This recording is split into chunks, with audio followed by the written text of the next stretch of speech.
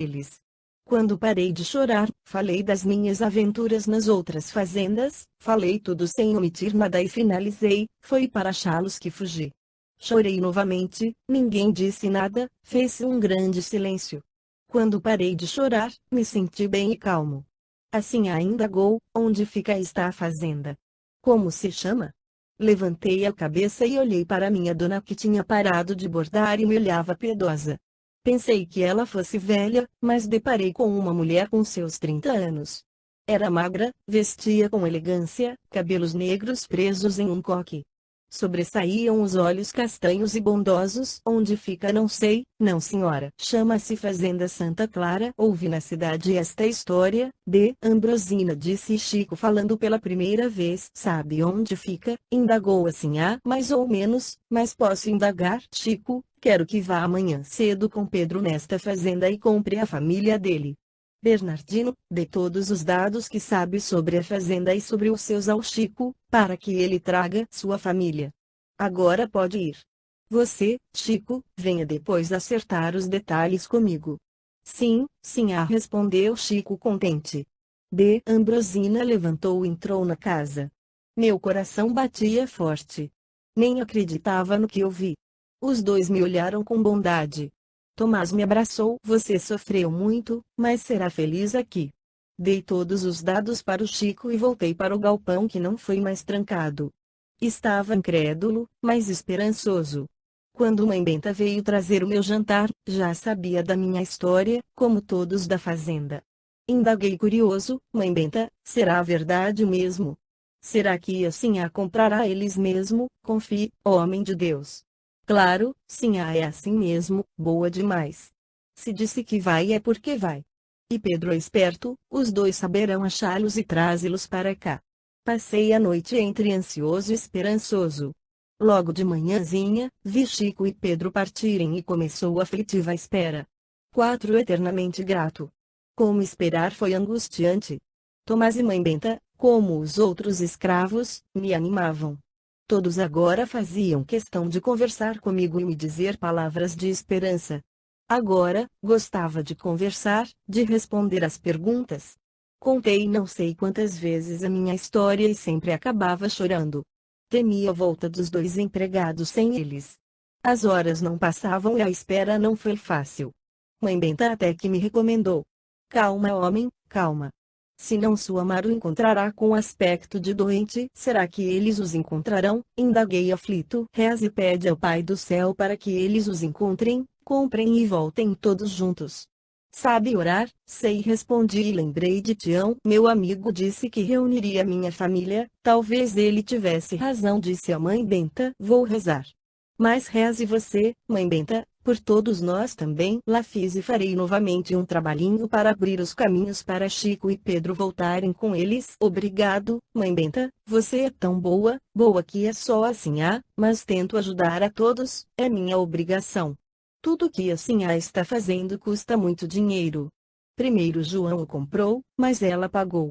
Deu uma grande recompensa aos capitães de mato, pagou a viagem dos dois e ainda comprará sua família. Tudo isto sem precisar de escravos. É verdade, Mãe Benta. Sou grato a ela, e saberei ser eternamente grato. Eternamente é muito tempo. Sendo enquanto os dois estiverem vivos, é o bastante. Acha mesmo que nesta vida, ela sim eu escravo, posso ajudá-la? Indaguei admirado. Quem sabe? Mesmo se não tiver oportunidades de fazer o bem a ela, só a vontade basta. Nem dormi direito, rezei bastante. Cheguei até a sonhar. Ora com Mara e as crianças voltando, ora só os dois regressando. No outro dia, antes do almoço, uma confusão. Saí do galpão para ver. Havia uma negra chorando e um negro que ia partir. O negro despediu-se da mãe e tomou o rumo da estrada. Ia a pé. Logo os poucos escravos que estavam presenciando voltaram ao trabalho. A negra que chorava foi para sua casa. Quando Mãe Benta veio trazer o almoço, perguntei curioso o que havia acontecido. O negro Tonho foi castigado, a Mãe Maria chorou, coitada. Também Tonho já tinha sido advertido muitas vezes, ele é vadio e briguento. Hoje de manhã, aproveitando a ausência de Chico e Pedro, tentou pegar a coitada da Aninha. Assim ficou danada, isto ela não permite. Deu a ele a carta de alforria. Castigar com a carta de alforria, indaguei assustado incrédulo. Você assusta por quê? Se andou por aí, não é para assustar. O negro vale pouco nesta terra. O que você pensa? Não é porque é livre que deixa de ser negro. Tonho para comer, vestir, terá que trabalhar, coisa que não gosta de fazer. Agora pergunto a você, quem lhe dará trabalho? Ninguém. Todos preferem escravos e não empregados negros, emprego é só para brancos. Então, para comer terá que pedir esmolas, ninguém dará comida a um preto forte moço. Agora Tonho terá uma vida dura, coitado. Será enxotado como cachorro com peste. Isto se não roubar e for para a prisão. Mãe Benta tinha razão. Tonho não teria vida fácil. Sabia de fazendas onde os senhores libertavam seus escravos e estes continuavam com eles como empregados, não fazendo grandes diferenças. Quanto a empregar negro, podia ser que nas cidades maiores o faziam, mas nas fazendas era difícil. Se podiam ter escravos, por que empregá-los? Procurei andar pela fazenda, seus pomares eram sortidos com muitas frutas que os escravos podiam comer à vontade. Procurei conversar com Tomás, Mãe Benta e com outros escravos para me distrair e diminuir a tensão. A espera me agonizava, não conseguia me alimentar ou dormir direito. À noite, ficava sobressaltado por qualquer barulho. Durante o dia me punha a vigiar a estrada. No terceiro dia de esperra à tarde, estava na porta do galpão. Via de Ambrosina. Gostava de olhá-la, estava distraída e calma. Quando Maria, uma pretinha, que acompanhava Sinhá por todo lado, gritou: Bernardino! Bernardino! Eles vêm chegando! Corri, olhei a estrada e lá estavam Pedro e Chico, cada um num cavalo, Mara e as crianças no outro cavalo. Meu coração disparou. Pulei de felicidade e as lágrimas correram pelo meu rosto. Mas não corri para eles. Entrei na varanda, ajoelhei aos pés da Sinhá e disse emocionado: Sinhá, eu lhe serei eternamente grato, eternamente seu escravo. Nem a esperei responder, saí correndo gritando com os braços abertos e fui com grande felicidade encontrar com Mara e as crianças. Abraçamos, beijamos e choramos. A emoção tomou conta de todos. Os que voltavam da lavoura vieram dar boas-vindas a Mara. Mãe Benta arrumou para que Mara e as crianças tomassem banho, alimentassem e ajeitou os leitos no galpão. Ficarão aqui até que assim arrume um lugar para vocês ficarem. Depois que nos alimentamos, todos quiseram vir e conversar com a nova família da fazenda. O galpão encheu de escravos. Saíram todos, já era noite, as crianças cansadas dormiram. Abracei Mara e aí notei que ela estava grávida, mas como? Olhei para ela admirado. Fazia um ano que partira. Mara chorou baixinho. Bernardino, não o trai. Amo muito. Se sua vida neste tempo foi ruim, a minha também foi. Fiquei desesperada, quando me contaram que tinha sido vendido com os outros escravos. Senti muito sua falta. As outras companheiras e eu choramos desesperadas. E nos dias seguintes foram vendidos mais escravos. Começaram a vender as negras e as crianças maiores. O desespero era grande. Não saber de você, onde estava, agoniava. A fazenda ficou nas mãos dos empregados e virou uma confusão. Januário, aquele capataz nojento, começou a engraçar comigo. Ameaçou vender meus filhos se não me entregasse a ele. Que poderia fazer, diga-me, Bernardino? Estava nas mãos dele e ele me teria de qualquer modo. Abracei Mara e choramos juntos. Ela continuou a falar. A fazenda foi vendida, o novo dono, homem bom, pôs ordem. Januário foi mandado embora. Necessitando de escravos para trabalhar na fazenda, apiedou-se de nós, e mandou seus empregados, pela redondeza, comprar os escravos vendidos. Sofri tanto sua falta, chorei muito de saudades. A cada grupo que chegava entristecia ao ver que você não viera. Muitos voltaram, mas não todos. Os que voltaram não sabiam de você. Cheguei até a pensar que você havia morrido. Como é terrível não saber dos que amamos. Já tinha perdido as esperanças, pois o senhor suspendeu as compras. Quando fui chamada pelo senhor e este me disse: Mara, estes senhores vieram comprar você e suas crianças, eles dizem que tem o seu marido. Você quer ir? Senti muito medo. Se saísse da fazenda, talvez nunca mais o encontrasse, mas poderia ser verdade e ousei perguntar: como se chama este escravo? Bernardino, é um negro alto, forte, com uma pinta grande na testa. É ele, sim. Se o senhor permitir, quero ir sim. Arrumei minhas poucas coisas num instante e parti esperançosa. Chico e Pedro me trataram bem e é que parece ser tão bom. Tive raiva do Januário, mas não podia estragar aquele momento de agradecimento a Deus com rancor. Levantei a cabeça de Mara, que a tinha abaixado envergonhada. Mara, não sinta vergonha. Você não teve culpa. Quanto à criança, já gosto dela. É meu filho. Mara, se é seu, é meu. Aqui estou há mais de um mês. Ninguém sabe quanto tempo estivemos longe. Graças a Deus, ninguém perguntou o tempo. Se indagaram, foram meses somente. Você sofreu, eu sofri, agora estamos os quatro juntos e seremos felizes aqui. Todos os escravos daqui também são felizes. Esta criança não tem culpa, é nosso filho. Abraçamo-nos emocionados. No dia seguinte, senti-me outro homem, estava disposto, alegre, e, logo cedo, pedi ao Chico: Senhor Chico, quero trabalhar. Que sabe fazer? Sabe cuidar de animais? Sei, respondi contente. Então vai trabalhar na cocheira. Mara foi trabalhar na cozinha da casa grande. Escrava grávida não ia para a lavoura. As crianças ficavam no pátio, no pomar ou no porão da casa grande, onde brincavam e faziam pequenas tarefas. Passou uma semana, adaptamos, estávamos todos contentes ali. Fazia meu trabalho com muita atenção e capricho e fui elogiado por Chico. Mara numa tarde me contou os acontecimentos da fazenda Santa Clara. Logo que partiram, Jeremias começou a aparecer na fazenda como assombração. Muitos o viram com uma corda no pescoço, sufocado, a gemer e a maldizer. Depois passaram a vê-lo só perto do senhor. Este nosso patrão passou a sentir-se mal, a ter falta de ar de chegar a bater a cabeça na parede. Quando o senhor vendeu a fazenda e foi embora, o fantasma Jeremias despediu-se de todos com a mão e foi embora com o senhor. Quando vieram os escravos recomprados, 2 que ficaram com Jeremias contaram que este, logo que possível, tentou fugir. Capturado, apanhou muito no tronco, vendo que era impossível fugir, suicidou-se enforcado na senzala. Jeremias, quando estava comigo na carroça, quando fomos embora, fez uma promessa de vingança. Cumpriu o que prometeu. Foi isto que nos disse pai Manolo, que ele prometeu vingar e pelo jeito estava cumprindo, só que sofria, pelo jeito, muito. Não é agradável ficar sentindo a morte, as dores dos últimos instantes, como ele. Se aparecia aos outros como enforcado, é porque devia sentir-se assim. Vingança não traz felicidade. Sofre-se para fazer sofrer. Se ele tivesse esperado, voltaria com os outros. Precipitou-se, coitado.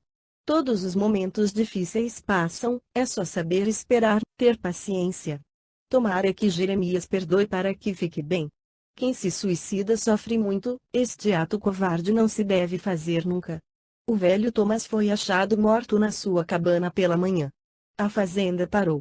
Foi feito só o serviço que não podia ser adiado. Todos choraram, até eu, que pouco convivi com ele, senti. Todos os moradores da fazenda foram ao enterro. Até a sinhá foi e chorou, para o meu espanto. Mãe Benta estava muito triste, à noite foi nos visitar no galpão. Você está triste porque ele morreu? Eram amigos, não é? Indagou Maraela. Não é pela morte dele que estou triste. É pela ausência física. Seremos sempre amigos. Não é porque ele morreu que deixaremos de ser amigos. Os sentimentos continuam, depois que a morte nos leva a viver noutro plano. A sinhá também ficou triste, disse. Ela gostava muito de Tomás, que foi escravo do pai dela. Será que depois de mortos seremos escravos? Será que somos separados pela cor do lado de lá? Indagou Mara, curiosa. Não, escravos somos, pela cor e só se tem aqui na terra por este motivo. Porque, meus amigos, no plano espiritual ruim também há escravos, mas lá são os maus que têm este castigo. Do outro lado são separados bons e maus, independente de serem brancos ou pretos. Muitos brancos orgulhosos vão levar susto em ver o lugar de destaque que Tomás irá ter por lá. Será que ele ficará branco? Perguntei. Não, a cor não importa, ele não se incomodava com este fato. Mãe Benta saiu e Mara comentou: Tomás deve ter sido bom. Quando morre uma pessoa boa, todos sentem sua falta. Quando morre o mal, sentem-se aliviados. Que Deus o tenha. Amém, respondi com sinceridade. No outro dia, Chico me deu a ordem, Ambrosina mandou você ir limpar a casa que foi do Tomás, consertar o que estiver estragado para você morar lá com a família, morar numa casa. Que bom, como eu sonhava, disse Mara a sorrir. Bernardino, nós numa casinha. Que felicidade!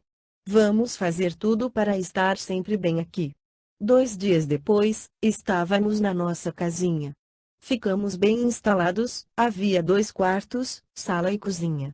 Estávamos contentes, felizes, fizemos amizade com todos na fazenda.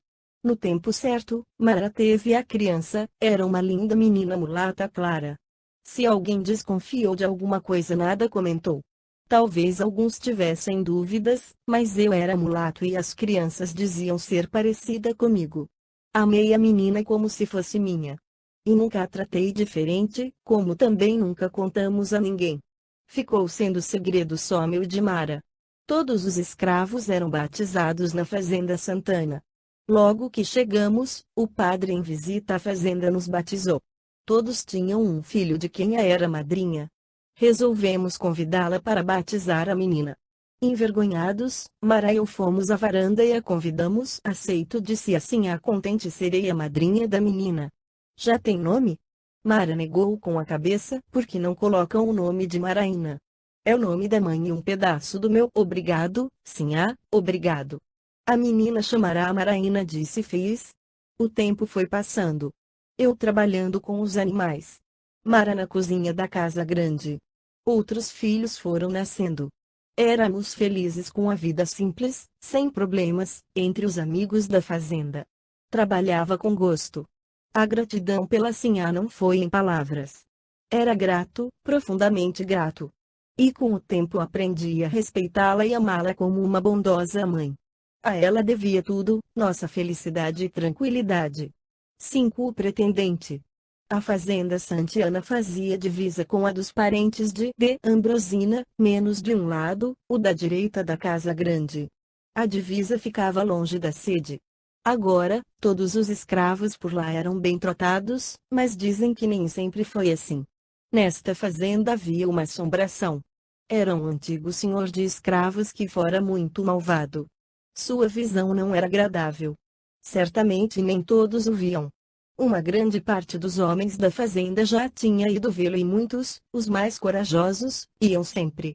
Quando ficamos sabendo desta história, Mara, curiosa e medrosa, indagou a mãe Benta, porque nem todos que vão lá o veem. Mara se referia ao lugar em que o fantasma aparecia, nas ruínas da antiga sede. Mãe Benta, como sempre, respondeu gentilmente: para vê-lo é necessário ter dom especial. Mas a visão é tão forte que basta um pouquinho deste dom para vê-lo. Assim muitos têm visto, porque ele aparece, continuou a perguntar Mara. Ser médium, ter certa sensibilidade, porque o espírito deste antigo senhor está lá, mora nas ruínas. Ali tem muitos fluidos propícios, a natureza que facilita sua aparição. Também porque espírito que muito se dedicou à matéria ela se encontra preso, aparece só à noite. Indaguei, aqui na fazenda eles só vão vê-lo à noite. As aparições normalmente são feitas mais no período noturno. E muitos que vão lá para vê-lo são médiuns. O espírito usa destes fluidos da mediunidade, para se tornar visível, porque ele virou assombração. Indagou Mara. Este homem cometeu muitas maldades e vaga pela antiga fazenda sem sossego. Sofre? Indaguei. Claro. Todos que morrem querem estar em bons lugares. Mas estes lugares maravilhosos são para quem fez por merecer e não para os que querem. Este espírito sofre muito o reflexo das suas maldades. 6 companheiros resolveram ir até a outra fazenda, na sexta-feira, para tentar vê-lo. Muitos já tinham ido várias vezes, iam sempre como se fossem ver um espetáculo. Convidaram-me, hesitei, depois acabei aceitando de tanta curiosidade. Saímos logo que anoiteceu. Fomos andando até o lugar onde diziam que aparecia, comentando, pelo caminho, as proezas deste antigo senhor de escravos. Dizem que marcava com ferro quente seus escravos. Todos viviam na senzala trancados e só saíam para ir trabalhar nas lavouras e com correntes nos tornozelos, disse um dos companheiros. Contam que todas as escravas virgens eram dele, ele as tinha, quando meninas de 13 a 14 anos. E se alguma engravidasse, ele matava os nenês, quando nascessem. Tratava os escravos muito mal, por qualquer motivo os colocava no tronco. Muitos morreram com seus castigos, disse Bento todo empolgado. Falam que um escravo respondeu mal a ele e o senhor mandou que o colocassem amarrado no tronco e lhe botou fogo, acrescentou Tonho. Foram muitas as maldades que ele fez. Conta-se que até com a esposa e com os filhos ele foi mal, disse Leonildo. Não é à toa que nem o diabo aceitou no inferno, comentou Tião. O inferno dele é aqui mesmo, falou Bento. Vocês já sabem, ficaremos sentados e não diremos nada à assombração. Aconteça o que acontecer, ninguém pode correr. Só iremos embora quando a assombração sumir. Chegamos. As ruínas eram assustadoras, algumas paredes teimavam em ficar de pé, pedras e mato cobriam a antiga casa. O local era assustador. Este local é infestado de fantasmas, tanto que o novo dono fez outra sede longe daqui e deixou esta abandonada, tornou Tonho. Sentamos a uma pequena distância das ruínas, perto um do outro em silêncio. Esperamos. A noite estava bonita com muitas estrelas e a lua cheia clareava bem. Escolhemos a fase de lua cheia, por isto mesmo, para clarear bem. Deveria ser lá pela meia-noite, quando vimos um vulto mexendo nas ruínas. Ficamos apreensivos, acho que arregalei os olhos e confesso que tive medo. Meu coração bateu apressado, mas fiquei quieto, observando tudo. Logo o vulto, que parecia estar deitado, levantou.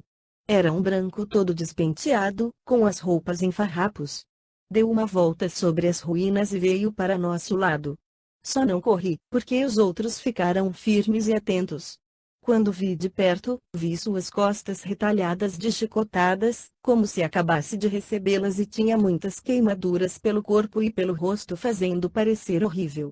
A visão era medonha, ele era muito feio. Exalava um mau cheiro e seus olhos eram arregalados. Ninguém do grupo sequer mexeu, aguentei firme, mas tive vontade de correr. Perto de nós uns 6 passos, ele parou e disse com voz soturna: vocês não deveriam falar mal de quem já morreu e sofre. Negros nojentos. Se eu pudesse os colocaria no tronco. Ninguém respondeu, ele virou e entrou nas ruínas de novo. Um dos companheiros disse: vamos embora. Levantei rápido, queria mesmo ir embora. Não consegui ver nada, disse Manolo. Só ouvi, mas não vi, disse Bento. A maioria viu e ouviu. No outro dia cedo, logo que possível, procurei Mãe Benta para indagá-la. Mãe Benta, por que Manolo não viu nada? Porque ele não tem o dom. 2. E você viu? Vi, eu vi. Que bom, você tem dom e pode nos ser útil. Sabe, Bernardino, antes ele aparecia com muitos negros que vingavam dele. Estes escravos sofriam e faziam ele sofrer. Aos poucos fomos conversando com estes escravos, fazendo com que perdoassem. Eles foram perdoando e foram embora para onde todos os mortos do corpo devem ir. Como ele sabia que falávamos dele no caminho, Espírito sabe de muitas coisas. Quando entraram na fazenda vizinha, ele já os esperava e escutou que conversavam. Como não vimos, ele não quis, gosta que o vejam só nas ruínas. É verdade tudo que dizem dele? Acredito que sim. Lá tentou conversar com ele. Com o antigo senhor, como fez com os escravos, sim, mas ele é orgulhoso. Mesmo sofrendo tanto tempo, é arrogante. Não gosta de negros, e não nos dá atenção. Você já ouviu, muitas vezes. Fui nas ruínas para tentar ajudá-lo. Como disse, a uns consegui, a ele não. Irá sofrer muito tempo ainda, dependerá dele somente. Quando arrepender com sinceridade, a ponto de poder voltar atrás, fará tudo diferente, como também deverá pedir perdão a Deus e aos que ofendeu e prejudicou, aí poderá ter sossego, paz e ir embora. Ele tem muito que aprender, credo e cruz. Mãe Benta, fazer que mal não está com nada, fazer o bem está com tudo. Colhe-se o que se plantou. Silvio observou seus ferimentos. Ele sente como castigo dói sempre de que morreu. De alguma doença. Mas desde que morreu sofre muito. Muitos negros o esperavam para fazer com ele o que lhes fez porque todos a chamam de mãe. Indaguei mudando de assunto porque não tive filhos, aprendi mocinha a benzer, a fazer curativos e remédios de ervas. Passei a cuidar de todos como uma mãe. E me passaram a chamar de Mãe Benta. Sem dúvida nenhuma, era um título bem dado. Mãe Benta sempre foi um anjo a cuidar de todos na fazenda. Nunca mais fui ver assombração, mas sempre ia uma turminha vê-la. E por muitos anos apareceu, até que um dia, como Mãe Benta disse, cansou de sofrer, pediu perdão e foi levado para um socorro. Como na fazenda não havia castigo, muitos escravos abusavam. Havia recompensas aos bons, aos trabalhadores. O serviço era bem repartido, os que faziam a mais recebiam recompensa em dinheiro. Os que faziam o estipulado nada recebiam. Os que não faziam, recebiam advertências. Após 30 advertências eram vendidos. Mas o serviço era pouco e dava para se fazer bem mais. Mara e eu logo recebemos recompensas e por elas podíamos ir à cidade fazer compras. Logo compramos objetos para casa, depois roupas, calçados para nós. Foi com gosto que comprei um par de botas e um chapéu de couro. Nunca vi ninguém receber as 30 advertências. Todos, ou quase todos, trabalhavam com gosto. Ninguém também se interessou por comprar sua liberdade. Sempre, como em toda parte, há abusos, alguns escravos tentavam tapear, mas Chico, João e Pedro eram espertos. A maioria dos escravos viviam felizes, soltos pela fazenda. D. Ambrosina arrumou um pretendente. Todos comentavam na fazenda e por um tempo só se falava nisto. Era um senhor viúvo, sem filhos, vizinho, dono de uma fazenda próxima. Diziam que há tempo estava apaixonado pela sinhá. Mãe Benta marcou uma reunião com os escravos adultos à noite no pátio, aproveitando que D. Ambrosina se dirigira à cidade. Mara e eu ficamos curiosos e fomos. Todos foram, minha gente, disse ela toda empolgada. Como todos sabem, D. Ambrosina ficou noiva do Sr. Leônidas. Todos nós também sabemos o que se passa com os escravos em sua fazenda. Lá os coitados são castigados no tronco, trabalham muito, são trancados na senzala. Se a D. Ambrosina casar, ele será dono, homem manda. Poderá nos tratar como trata os seus escravos. Corremos um grande perigo. Somos felizes aqui e creio que todos querem continuar sendo. Não podemos deixar mudar nada por aqui. Precisamos pôr um fim neste noivado. Todos prestavam atenção e concordavam com Mãe Benta que, abaixando a voz, continuou: faremos um trabalho especial pedindo aos orixás esta graça. Quero que todos deem oferendas. O trabalho será feito amanhã à noite na mata da cachoeira. Queremos um grupo grande para ir rezar. Quem vai levantar a mão? Muitos levantaram a mão. Mãe Benta contou. Mara e eu ficamos quietos. Ela, vendo que eu não levantei a mão, indagou. Você, Bernardino, não vem? Tem muita força, meu filho. Vem ajudar. Não entendo nada disto. Não faz mal, vem orar. Vou. Levantei a mão, temi perder minha felicidade. Embora nada entendesse destes trabalhos, se era para rezar, eu rezaria. No dia seguinte, saímos escondidos, todos os designados. João acompanhou assim à cidade. Chico e Pedro sabiam e nada falaram, aprovaram, também, eles temiam o novo patrão porque era bem pagos e tinham muitas regalias.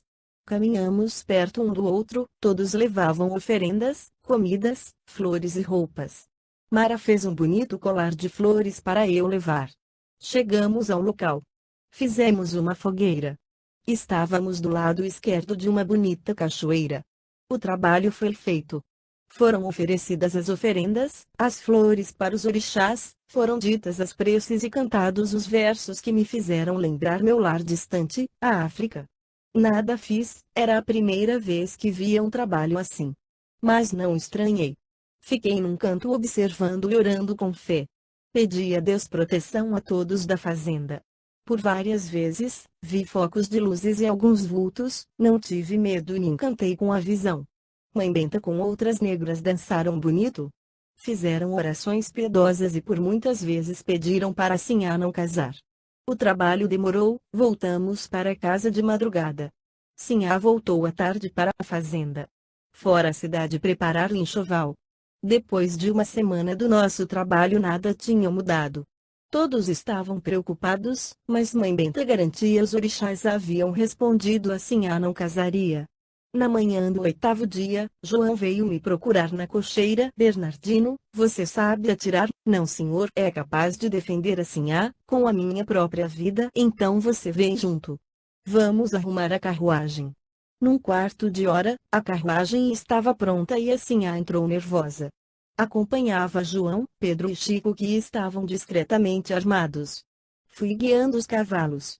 Dirigíamos a fazenda do Sr. Leônidas. Fomos rápidos, em 1 hora estávamos lá. Quando chegamos, D. Ambrosina desceu apressada e nós 4 atrás dela.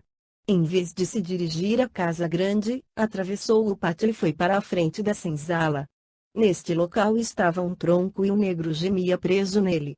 Olhamos curiosos, ele estava ensanguentado e muito machucado pelo chicote.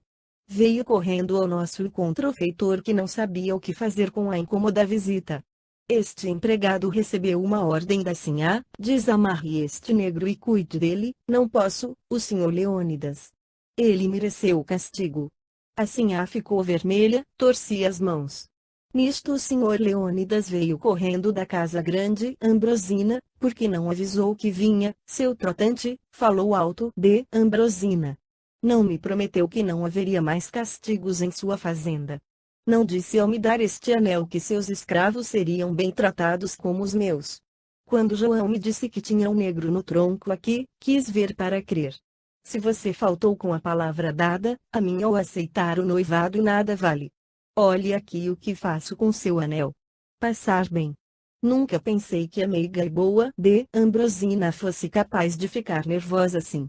Pegou o anel que tinha no dedo, jogou no chão e pisou em cima. Voltou a carruagem depressa e nós atrás. Observara tudo e todos, temendo pela Sinhá.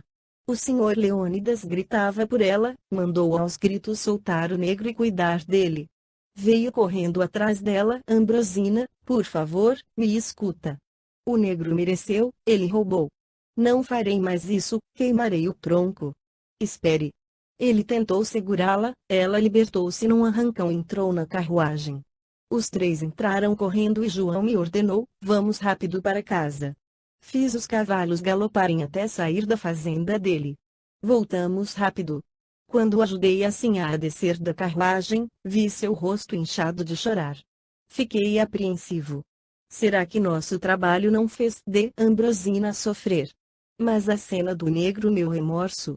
Mãe Benta tinha razão, o Sr. Leônidas não merecia nossa Sinhá. Logo todos na fazenda ficaram sabendo. Admiramos mais ainda nossa Sinhá. Mãe Benta nos convocou para rezar, pedindo aos santos e aos orixás para que a Sinhá não voltasse atrás. Mara ainda comentou: será que foi o trabalho de Mãe Benta que fez o noivado terminar ou tudo foi coincidência? Não sei, respondi.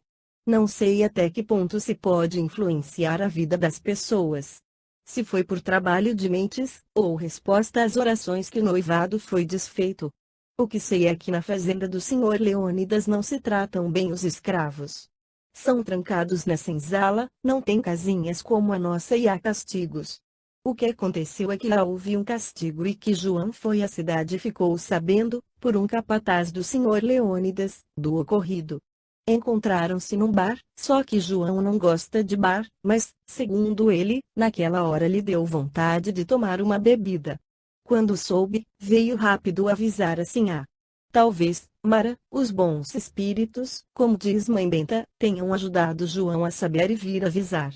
O fato é que foi por Deus que isto aconteceu antes do casório. O Sr. Leônidas pediu desculpas, mandou presentes que foram devolvidos, até os irmãos de Ambrosina intercederam por ele, mas ela foi irredutível, não quis saber mais dele, para nossa tranquilidade. 3.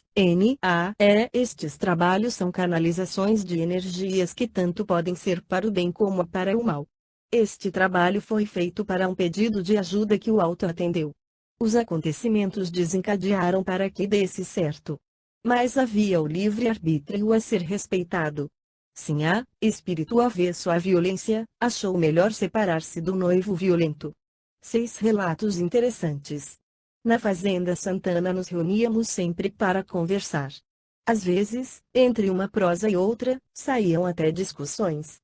Se virava briga, era logo apartada, porque a Sinhá não gostava de brigas. Íamos também em visitas às fazendas vizinhas, principalmente as dos irmãos de Ambrosina. Às vezes para festas, danças, e outras só para conversar. Sentávamos em bancos de madeira, ou até no chão em círculo, e a conversa ia longe. Algumas vezes, contavam-se casos, ou fatos verdadeiros, fatos estes que haviam escutado ou histórias de acontecimentos vividos por um de nós. Gostava muito de escutar estes fatos. Uma vez, fui até convidado a narrar minha vida. Narrei orgulhoso. Sofrimentos passados e cicatrizados são fáceis de serem lembrados e comentados.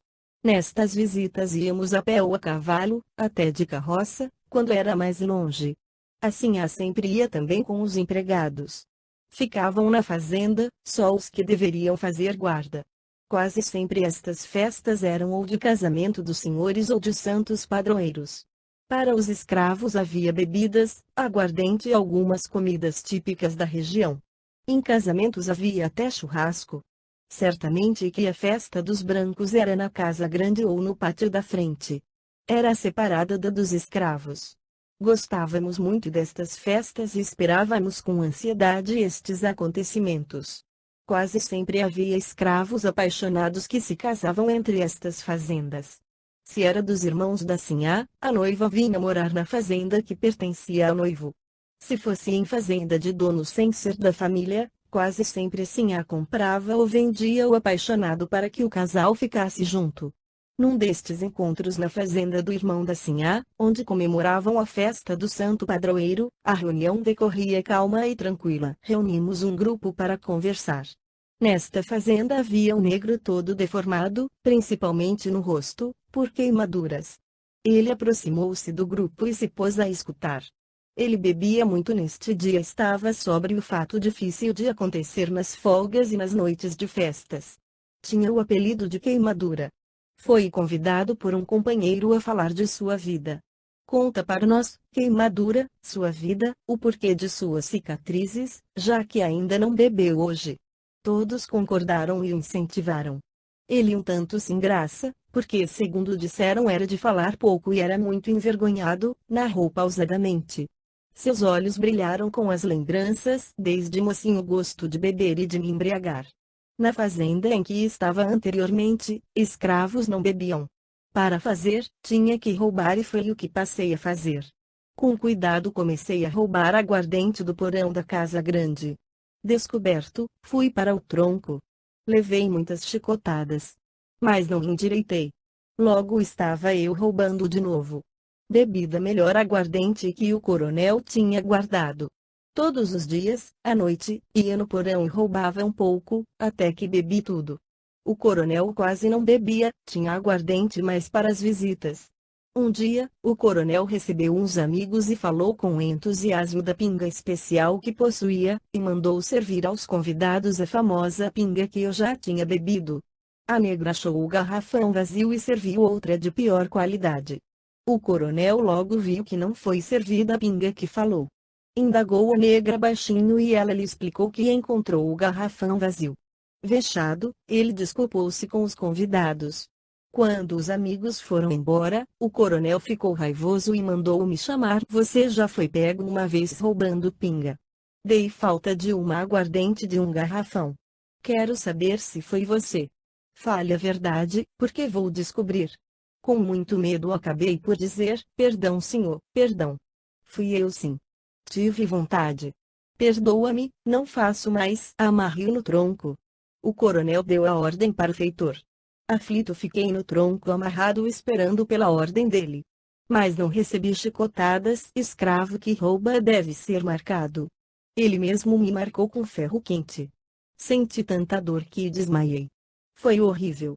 O fato é que assim a esposa do dono da fazenda era uma pessoa boa e não gostou do castigo, brigou com o senhor. Ele então mandou me soltar e fazer um curativo. Não me querendo mais na fazenda, mandou que me vendesse. Só tinha pai e irmãos. Meu pai ficou triste, despediu-se de mim chorando. Senti deixá-lo e temi minha sorte. Na feira um empregado do senhor Joaquim, dono desta fazenda, ficou com dó de mim e me comprou. Aqui, cuidaram de mim, mas infeccionou e quase morri. Sarou e fiquei assim, todo marcado. De fato, o rosto dele era todo deformado, a boca torta pelas cicatrizes.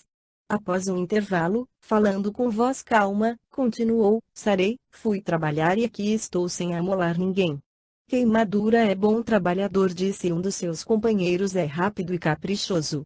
Recebe muitas recompensas, gasto toda a minha recompensa em bebidas.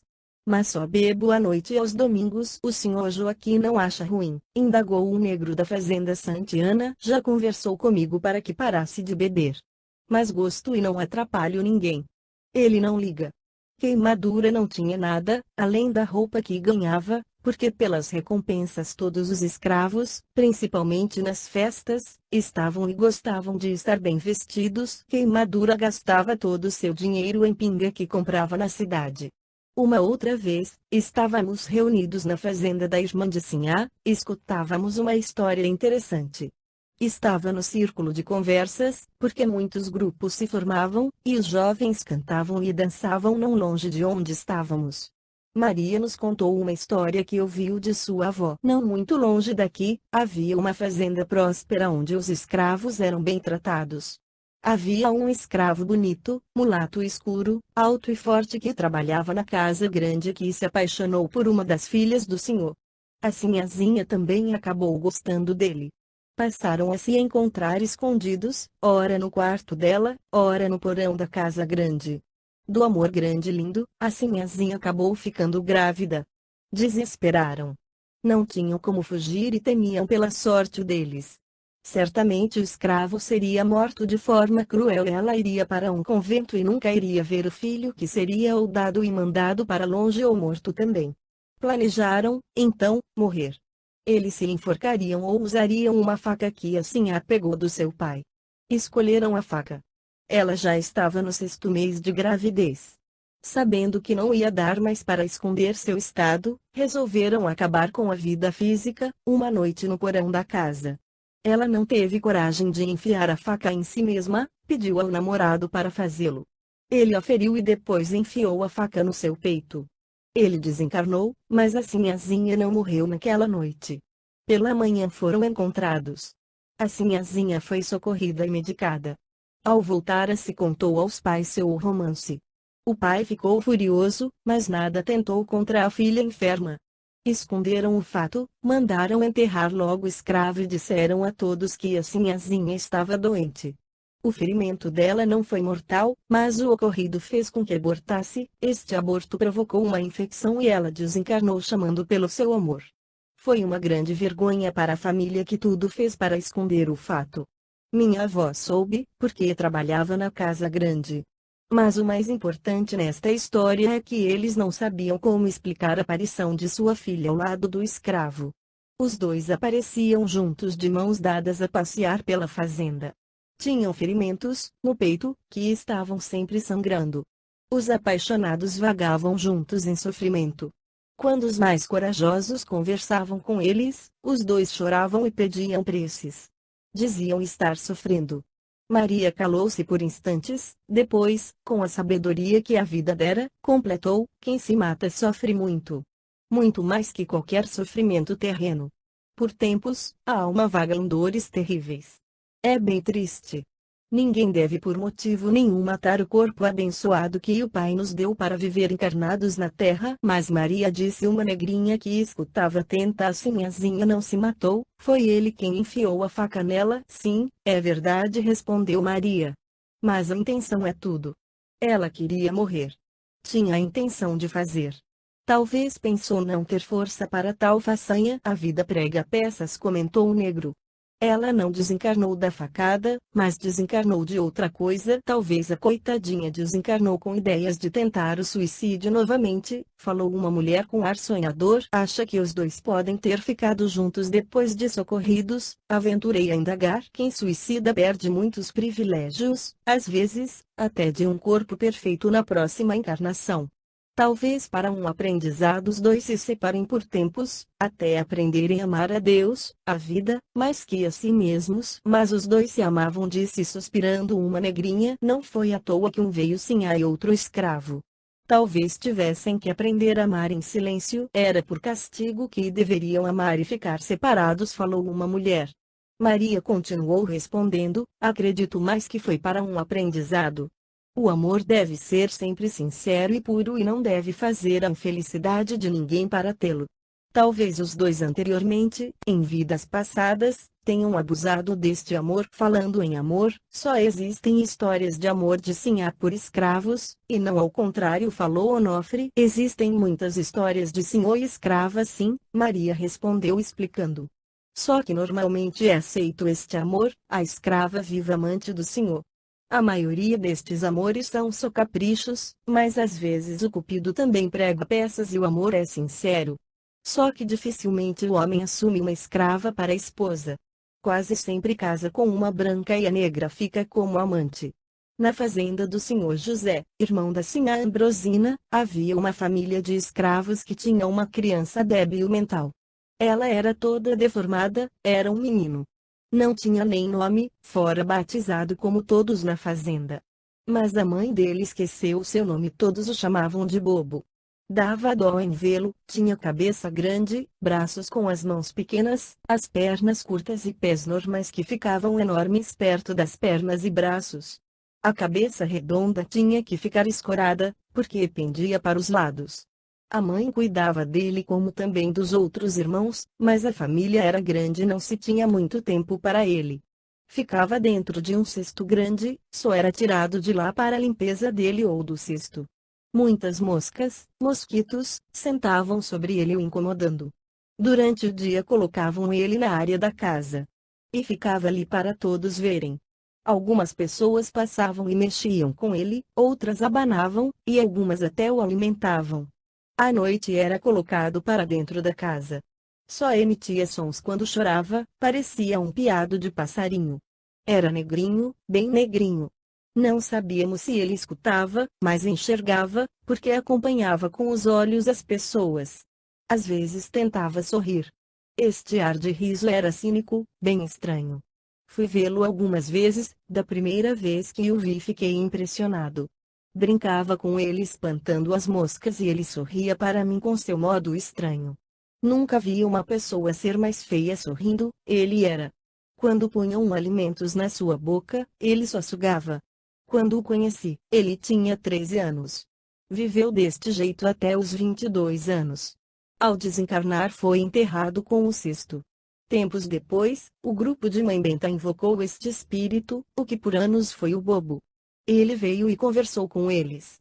Mãe Benta nos contou o que ele disse na reunião. Incorporado, Bobo falou com dificuldade, disse que estava bem e que ia voltar logo à carne, ia encarnar perfeito, mas negro, escravo. Contou que todo seu sofrimento foi por erros do passado. Na encarnação anterior foi um feitor cruel.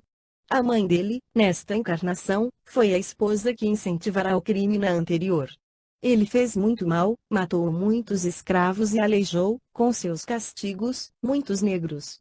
Quando desencarnou, como feitor, foi perseguido, enlouqueceu pelo remorso e pela vingança dos que não o perdoaram. A maldade e o remorso destrutivo danificaram seu perispírito. Encarnou como Bobo para se recuperar. Será que como Bobo sofria menos que quando estava desencarnado? Indaguei. Sim, sofria. E a Mãe Benta completou o relato com sua simplicidade e com sabedoria. Ser mau é a melhor maldade que se faz a si mesmo. E suas consequências são desastrosas. Zé do Fumo, um escravo muito simpático da fazenda do senhor Joaquim, nos contou um fato, certa noite fria em que estávamos em volta de uma fogueira, quando era jovem, vim com o senhor Joaquim, também jovem, para estas terras que ele herdara de seu pai. Fomos reconstruindo-as aos poucos. Quando chegamos aqui, a fazenda estava um pouco abandonada. Logo ficamos sabendo que no mato que cercava a fazenda tinha um lugar que diziam ser abençoado, onde estava uma cruz. Lugar este onde muitos negros iam rezar, colocar flores, etc. Ali estava enterrado um escravo jovem que desencarnou injustamente. Antes do pai do senhor Joaquim comprar estas terras, elas pertenciam a um coronel maldoso com os escravos. Diziam que os escravos eram muito mal alimentados. Um dia uma escrava roubou da despensa da casa grande um pouco de farinha para dar aos filhos. O coronel descobriu.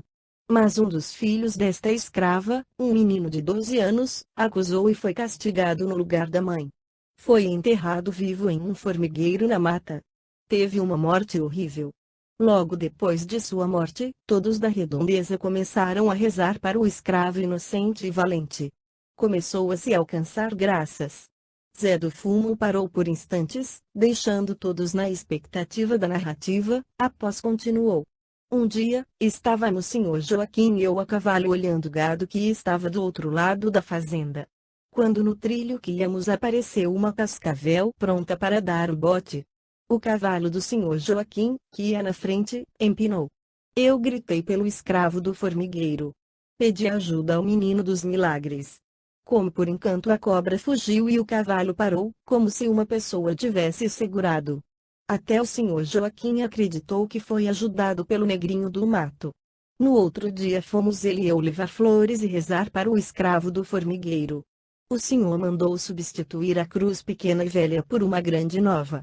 Aqui, finalizou Zé do Fumo, todos já receberam ajuda deste espírito que é santo tudo, que me encabulava, indagava a mãe Benta, ela me explicava sempre dentro do seu saber. Bernardino, já vi o escravo do formigueiro muitas vezes, ele é lindo e muito feliz.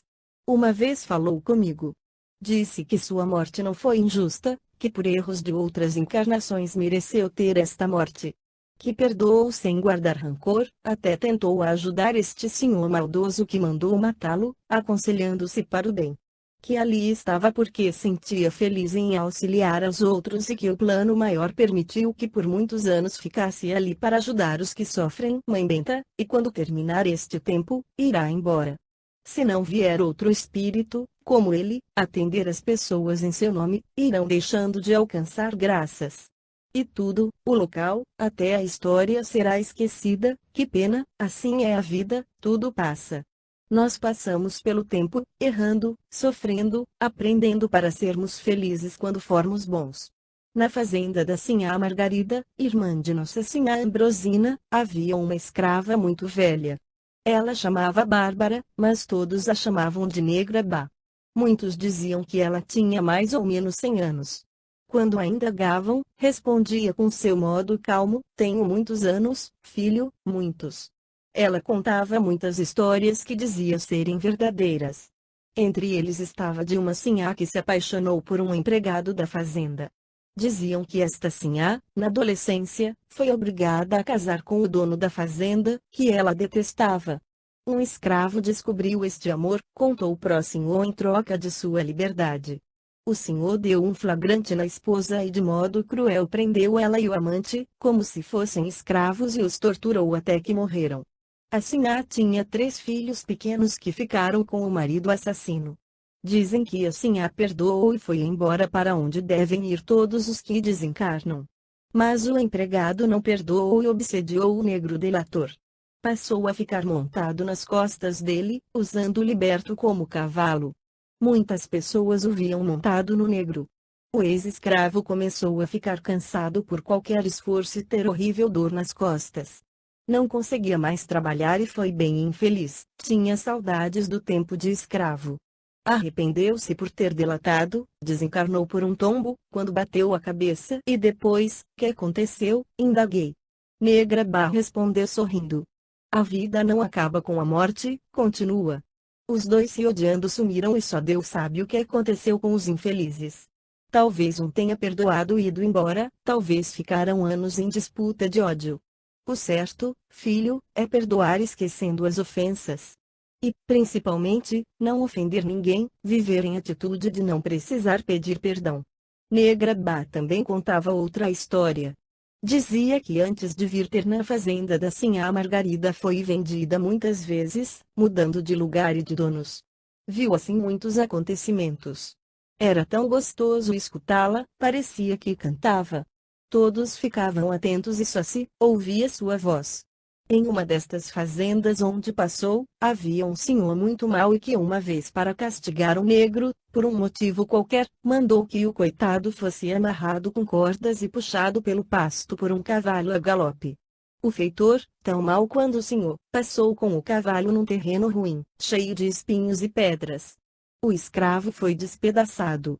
Os outros escravos da fazenda pegaram os pedaços do escravo castigado e enterraram. Algum tempo depois o senhor começou a sonhar com o negro que dizia querer seus pedaços.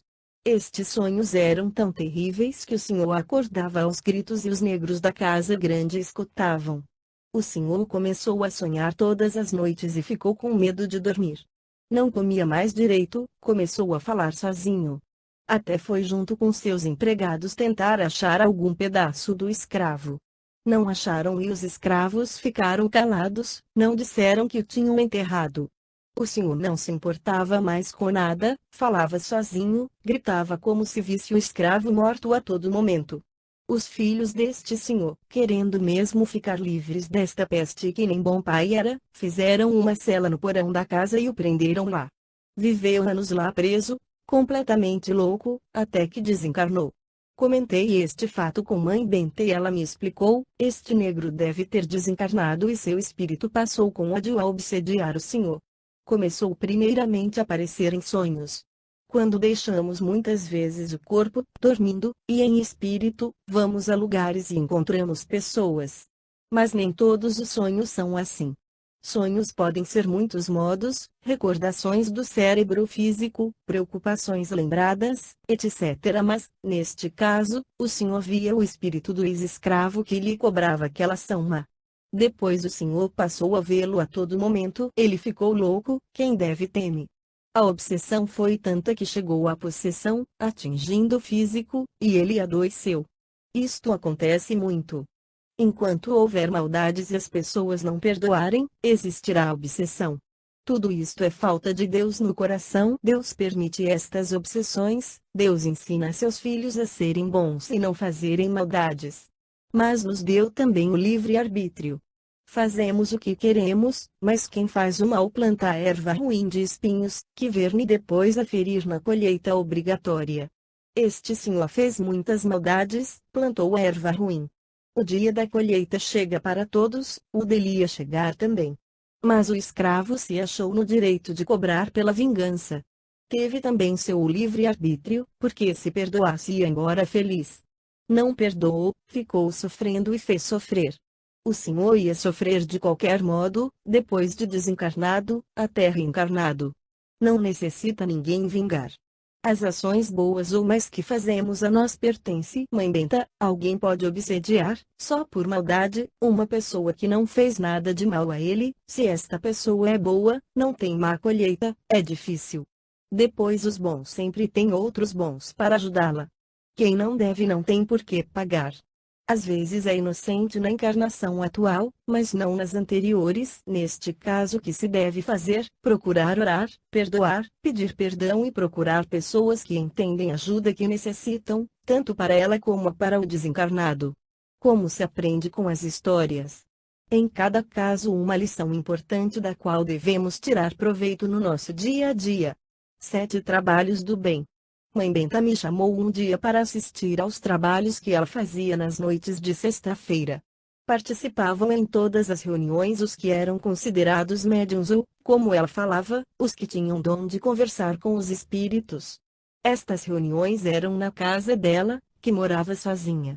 Ela desmanchou uma parede e a sala, ou o cômodo da entrada, ficou grande. Os trabalhos eram à noite. Para minha surpresa, lá encontrei João, o empregado da fazenda, e a mulher de Pedro. Os dois trabalhavam com mãe Benta. Entrei e fiquei quieto num canto, observando tudo. De enfeite só um vaso grande com flores encostado na parede. Todos que quisessem podiam assistir a estes encontros. Muitos que tinham problemas lá iam para receber conselhos e ajudas. Os médiuns eram 8, 5 mulheres e 3 homens, ficavam de pé no centro da sala em círculo. Mãe Benta batia palmas e todos ficavam em silêncio. Havia pessoas até do lado de fora da casa por não caber na casinha. Cantavam e dançavam devagar, sempre em círculos. As cantigas eram bonitas, falavam da bondade de Deus. Às vezes batiam-se palmas. Cantigas estas que conhecia por ouvir meus companheiros cantarem quando trabalhavam, e do trabalho da cachoeira que tinha ido. Depois de cantarem uns 20 minutos, Mãe Benta